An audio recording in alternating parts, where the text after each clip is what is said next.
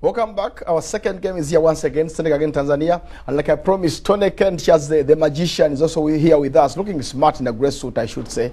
Tony Kent, yes, how are you today? Very fine, sir. You know, where I come from, they actually say red is UPC and people power. So is it the dress code or it is actually both? The manpower, the workforce, the machines, and what we produce on the screens that people are watching. Not the colors. Not the colors. So the two magicians are here. How is Magic FM? Jermaine? Very good. You do have the games? Very geared up. Yeah, the games are on. Okay. There was a small interference with the signal earlier on, but all the games are on. Actually, tuned in not just to Magic FM, but the whole UBC radio network is live. You have the games. Yes. Good to see you guys. I love black and grey. Thank I don't you. know whether mine is also good. This is grey as well. I don't know. So guys, Kent, you watched the first game. Morocco did actually leave it late against Namibia, and I was actually with Bajabe in studio here. We were like, let them draw. We need a draw. But finally, the Minos gave in, and they costed that late goal. So what's your say about that game? Well, like I was sharing with my colleague on radio a couple of minutes ago, the whole bit of how Namibia were playing was a little bit of respect perhaps to Team Morocco, and even besides, the goal was a known goal. In my kind of perspective, Morocco is yet to score, although for some reason the score sheet will simply show Morocco has a goal, but it's great questions to answer for the coach and the team in general. Well, for me, I believe a win is a win. Much as they didn't score a goal, but the game ended 1-0. When I watched Arsenal against Bayern, it was 11-2. And I was like, is this one game? But anyway, let's go back to let's get the game proper.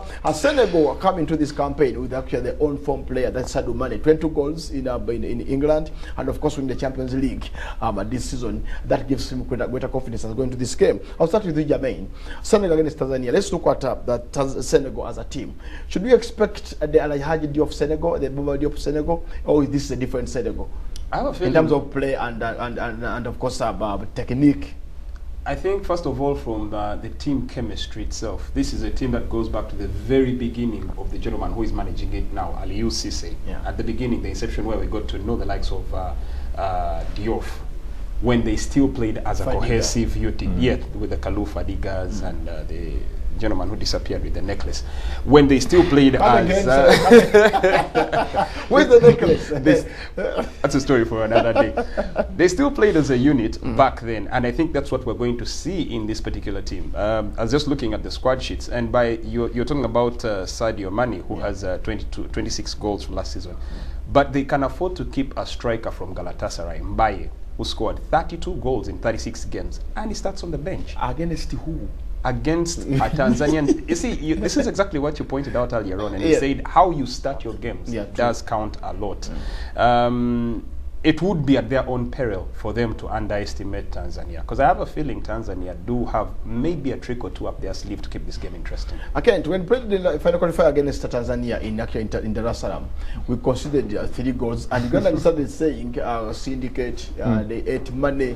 Forgetting that Samata plays in Belgium and actually is the top man there in terms of getting goals. So when you look at this Tanzanian team, should we expect a surprise? Yes, Senegal has a big man from Napoli, Koulibaly, who defends with all his heart. But I believe Samata, with his pace and skill, he can get a chance or two and taps it home. Yeah, Jermaine was actually highlighting one of the other strikers we could look at, but maybe perhaps Tanzania is blessed not to have Sadio Mane on the squad because he's still serving a suspension. The accumulated yellow cards that got his way as they qualified for this particular tournament. Yeah. But that aside, Tanzania having a coach who is actually a historical, that is Emmanuel Amunike. He actually spoke a couple of days ago and said that don't be surprised, big teams might be packing their bags a little faster. So with a team that has qualified and reached this particular kind of level, that is the stage of the finals of the AFCON, that is Africa Cup of Nations in Egypt, you can never underestimate them. So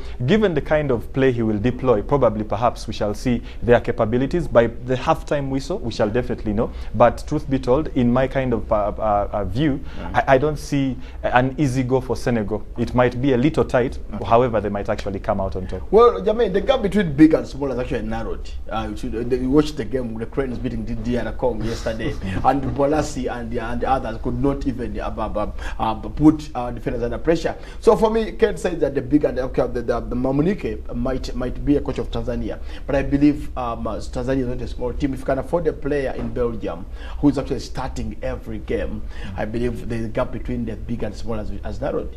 It has totally narrowed, because coming into this game, this is actually the biggest mismatch according to the draws. Senegal comes into this particular game as the highest rated African team, while Tanzania, I think, is only done worse by Burundi. That's the team that's at the very bottom there. But if you look at the style of play, and we are all looking at Bwana Semata, but you have to look out for this gentleman known as John Boko as well as Mosuva. Those are two very willy clients behind there. Player. And if you give them the due pace by allowing Koulibaly to only keep his eye on Semata, then they might be in for a very rude awakening. Okay, Kent. Yes. If I may ask you to predict early, what should be your take? Well, I'm thinking it's going to be a 1-0 first half to Senegal, but not so easy, as I told you. Set piece kind of goal. Set piece. Well, the pictures are coming in. The fans are ready for the second game between Senegal and Tanzania, and of course, East Africa is also watching.